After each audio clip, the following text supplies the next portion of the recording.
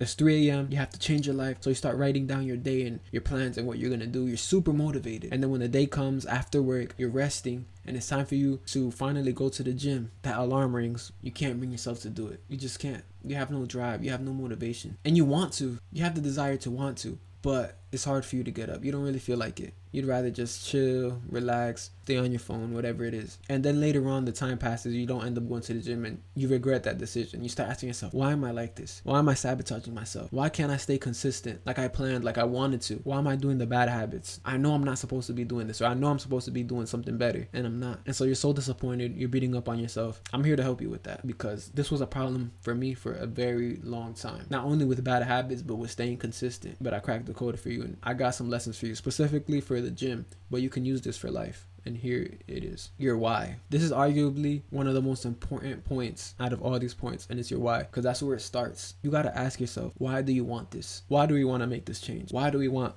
to have an aesthetic physique? Why do you want to be more in shape? And it can't be like a shallow answer, like, for example, impressing girls. That was my why for a long time, and I'm not embarrassed to say it. Like, to impress people is not enough. The reason why it's shallow is because when it's hard for you, when it's time to get up, you're not going to be thinking about that. You're not going to be thinking about the girls or the people that you're trying to impress, especially when it's hard or when you want to quit. You're not going to be thinking about that. So it has to be something deeper, something that makes you want to get up and be like, no, this is serious. I can't just not train. I can't just not do this because there's something counting on me. There's something depending on me. I'm depending upon myself. But only you know what that is. And if there's a desire there, there's always going to be a deeper why. But it's up to you to find it in yourself. Another thing too about the why is that it doesn't have to be something that's crazy deep. Like, it doesn't have to be like to solve world hunger, to save the planet. It doesn't have to be that. It could simply be because you've been counted out and you're tired of it. Because you want to prove somebody wrong. Because you want to show somebody what success looks like, or because you want to protect your family, you want to guide your family, you want to be in shape. Whatever it is for you, it can be small, but it has to be potent enough to get you to stand up and be like, no. Yeah, I know I want to relax and I want to chill, but I can't. I just can't, because it scares you, because you know that there's something deeper to it. And you know what it will mean if you decide not to train, if you decide not to do the good habit and stay seated down, stay relaxing, stay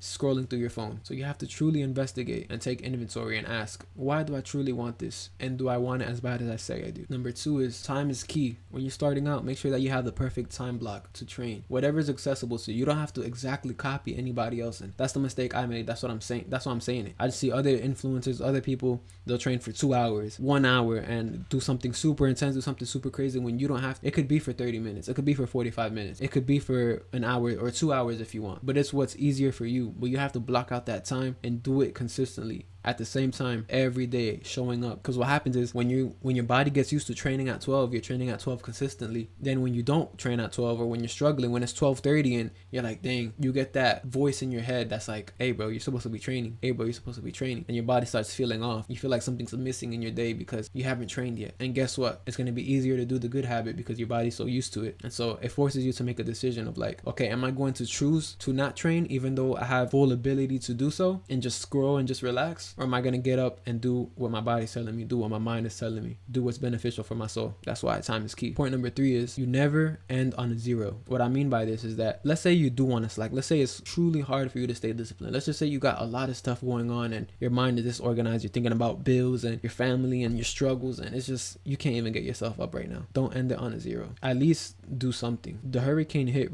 I don't want to say recently, probably like a couple months ago, and I ran earlier that morning, but I was supposed to hit chest, but the gym was closed. And later on that night, I could have said, oh well, I ran already and the gym is closed, so I'm good. I don't gotta worry. I could have done that, but I knew that I couldn't just end it like that. Yeah, if I want benefits, if I want my chest to grow, if I want to look better, that I need to do better. And I didn't want to end it on a 0, because yeah, I ran, but that doesn't count. I like running. So guess what I did? Best believe I got some chairs, put them together. I started doing dips on them.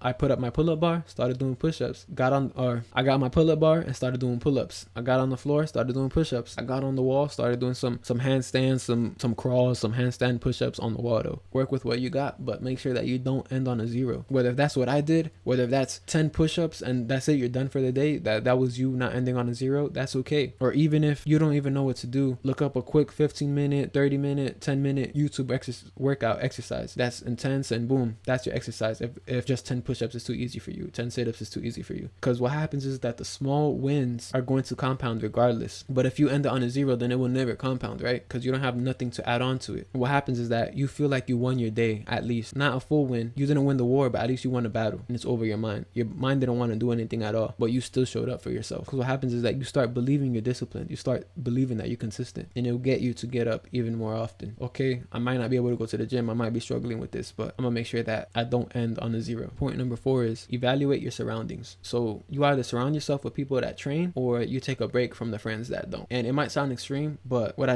and I don't mean to ghost, I don't mean to disappear, I don't mean to block all your friends. And no, all I'm saying is that, for example, let's just say you want to train on Fridays and Saturdays and Sundays, the weekend, but your friends go out the weekend and they don't train, but you really want to make a change to your body, you really want to grow and work the process, then you really have to take a break from those friends and going out with them. If they want to join you in the gym, yeah, if it's something productive to your goal, okay, come join me. But if it's not, then you got to separate from that, at least for that time, until you get the result, because you're not going to get the result being surrounded by the people that don't do what you're doing. You're going to get the opposite. Your 5 friends, you show me your friends and I'm going to tell you who you are, right?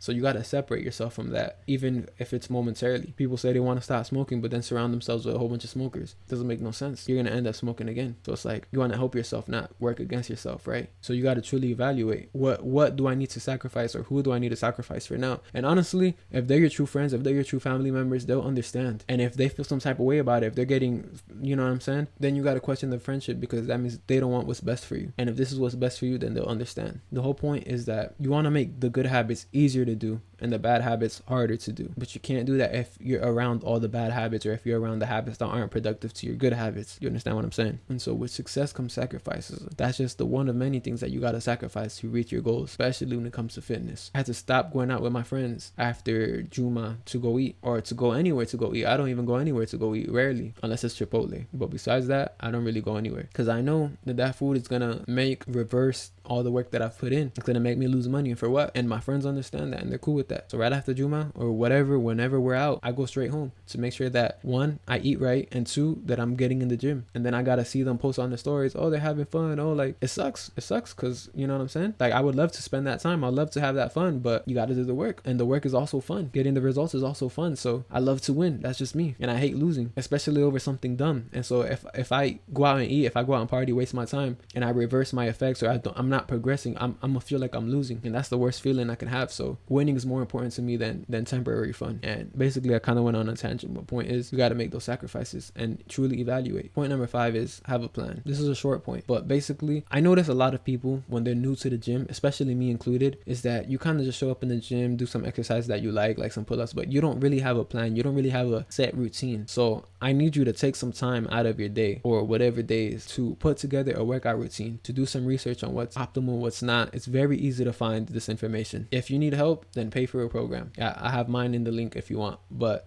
if not, you can easily make your own. And if you don't have time for that, you can search up somebody's workout routine. What I did for the longest was I searched up Michael B. Jordan's workout routine on Google, and I found the routine. I don't even know if it's actually his, but it worked for me and I liked it, and I followed it for a while. And I hope you can do the same, but you got to be willing to do the work. Don't show up to the gym without a plan. And why this is so important is because you'll end up leaving early, or you just don't stay disciplined. If you don't have a plan, you can't execute. Like I always say, it's like a ship with no sails. You won't get anywhere. And the final point is be flexible. What I mean is, don't be strict, don't be so hard on yourself. Some situations will happen, sometimes life happens, but that's okay. Make sure that you can always adjust. The problem with me is that I'd be so used to working in the mornings that I'd work out in the afternoon, and then they switch my shifts to working in the afternoon, and then that just throw me off, and I won't train for like a couple months because of that. And part of it was, because they changed my schedule, but the other part of it was because of laziness and my inability to be flexible and to adapt and overcome. And so it's important that you stay flexible and that you can quickly adjust, even if it's in a small way. And that's where the whole point of not ending on a 0 comes in, right? And also, like, there's gonna be times where you do stuff that you don't like because you have to, discipline, but you also gotta give yourself those treats, but you gotta make sure that you earn it. Like recently, right, I've been eating healthy, I've been doing my thing, I've been losing a lot of weight. So I make an omelet, a little bit of cheese, and I normally don't eat toast with it, but my mom makes this, like, it tastes like French toast, but it's simply a little bit of butter honey and some cinnamon. And so I was like, it's a treat. It's not the best treat, but it's not the worst. You know, I gave myself that because I've been working hard. I've been staying focused. Now I don't do it all the time. I don't go overboard with it. I'm not eating crazy, but it's important to give yourself those treats, to give yourself those little times. Even if you slack one day or whatever, I'm not saying it's okay. I'm not saying, oh, it's okay to be, no, but don't be so hard on yourself. Don't be so rigid on yourself, because what's important is that you keep the mindset of, I'm going to do better. I'm going to keep going. Then, you know what, this is just too hard, it's too difficult, too strict, I'm gonna just quit. Because that's the worst thing you can do, right? And to that point of not being too strict on yourself, not being too hard on yourself, also don't be comparing somebody's day 100 to your day 1. And I had the bad habit of doing this too. You just gotta simply understand, and this is what I always say, is that it's a marathon, not a race. You gotta just trust the process. If you want to compare and get to that point, get to your day 100, and then we can see, and then we can evaluate, and then we could talk about how you can grow.